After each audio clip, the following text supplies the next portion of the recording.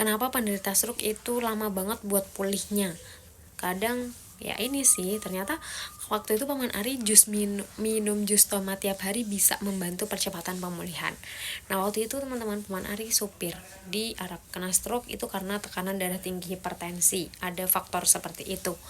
Dan waktu itu setelah keluar RS itu benar-benar yang kayak susah untuk bergerak. Karena apa? Karena separuh badan itu nggak bisa digerakkan, jadi lumpuh separuh badan, kaku, nggak bisa digerakkan. Dan waktu itu takut kalau nggak bisa pulih, takut kalau nggak bisa kembali seperti semula.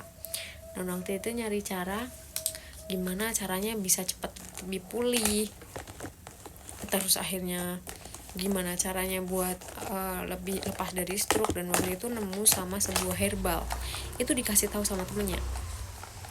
Temennya bilang kalau misalkan ngasih tahu bagus untuk konsumsi herbal. Dan waktu itu ternyata ya itu akhirnya konsumsi kurang lebih, kan waktu itu Paman Ari tuh beli yang pakai 3 bulan, dan itu pas 1 bulan konsumsi tuh hari demi hari sih.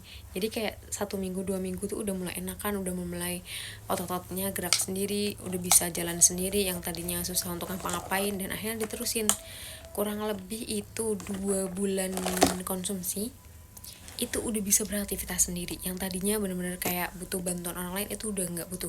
Dan waktu itu di 3 bulan konsumsi itu benar-benar kembali normal seperti semula.